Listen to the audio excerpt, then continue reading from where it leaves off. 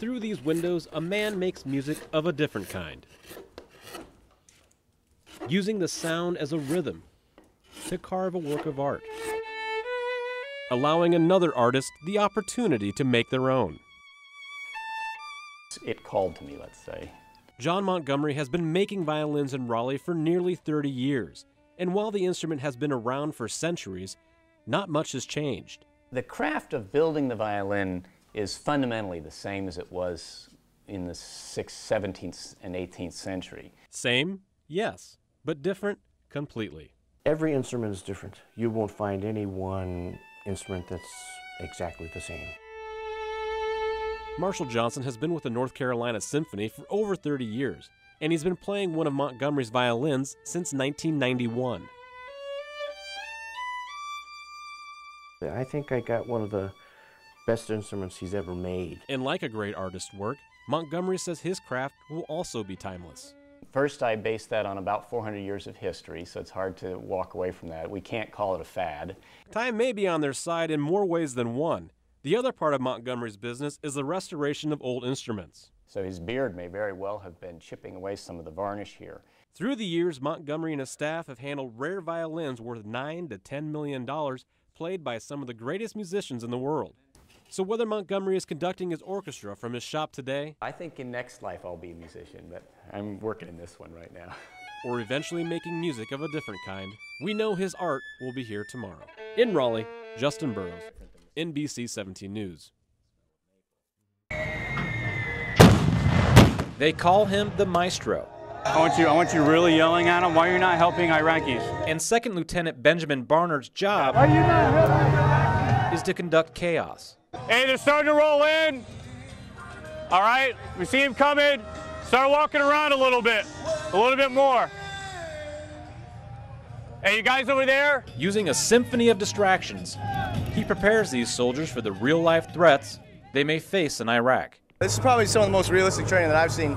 I was in Iraq in OIF-2 in 2004, 2005, up north in Kirkuk, and the marketplace is pretty darn realistic. Fort Stewart conducted a live fire training which portrayed a scenario where a suicide bomber attacks.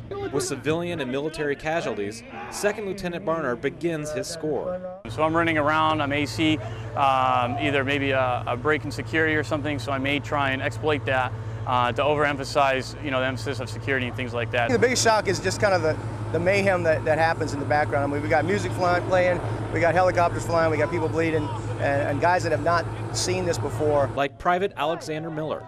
I can't really tell how realistic it is because I haven't deployed yet, so I mean, from what I can tell, it's pretty realistic of what we're going to face. Many of the soldiers have been in these situations, and it's their experiences that Second Lieutenant Barnard draws from. It's really invaluable, and we'd rather make our mistakes here, learn from them, and keep applying them before we go over there, and it's for real. A reality that follows its own tempo. At Fort Stewart, Justin Burrows, WTOC News. Ali. It's ironic that it occurs at this time of holidays. It's not a religious issue. It's not a political issue anymore. It's another year starting off with war and bloodshed. Palestine! When you're killing women and children and just innocent civilians, it becomes a humanity issue. People are sick of all the violence. We are the people. 2. Security cannot be asymmetrical. A little bit louder. 3. It just has to stop. We want justice. The fact that there's so many people out here in Durham, North Carolina, says a lot. Right now, I see more non-Arabs than I see Arabs out here. That gives you goosebumps. It is very heartening to see the wide variety of people. Stop bombing Gaza! It's very encouraging to see so much diversity. I remember from a little kid being lifted up by my uncles. I'm planning to return to Israel in April. To hold the flag. Our humanity, I think, compels us. Very concerned. To respond no matter how far away it is. It should stop its violence against the Palestinian people. Haven't we done this enough? Realize our humanity. No matter what your race is, no matter what your color is, no matter what religion you are, where you are around the world, we're human beings, and we got to represent for human beings. In a trolley that is surrounded by reminders of time gone by, a letter was found that brought back the life that once lived here. We had a wonderful time We went to Lexington, went to the movie, and to dinner. It really was good to see someone from home. It's been almost 60 years since Ann Grover first received that letter, and on Thursday it was delivered once again after the Roundhouse Railroad Museum discovered several letters while renovating the trolley. We find odds and ends around here all the time, but usually they don't have the personal touch that the letters had. So it was really interesting to find something like that. It was like reading somebody else's mail, but it's from 59 years ago. The museum knew it was a long shot to find the owner of the letters. With only a few clues and a Dear Ann to go on, they turned to the media. We did the story on The News Tuesday, and Ann saw her lost letters and called us at the station. I was watching it and listened about the trolley, and then all of a sudden I saw Dear Ann on the letter, and I said, ooh, that is me, and that was our trolley. Ann says her family used to have the trolley on their land next to the water, and that she and her brothers would spend hours on end inside of it. Well, we used it for taking naps during the day, and for reading comic books, and for just hanging out and playing in. And Ann says getting those letters back in her possession takes her back to a special time. Time's gone by, but they were good times, and it's good to remember them. Well, that's really what it's all about. You know, it's not about the steel and the wood that the streetcar is made of. It's about, you know, what did that streetcar do? What was its life? And on this day, its life returned with Dear Ann. In Savannah, Justin Burrows, WTOC News. We got the best tickets in town. It ain't how many you sell, it's the one you sell. And for one lucky lottery player in South Carolina, that one was worth nearly $260 million. At the Texaco in Hardeeville, owner Don Rogers says even though the winning ticket was sold only a few hours away, there's one reason why his customers will continue to play. They won't be a winner. Everybody wants to be a winner. It could have been me.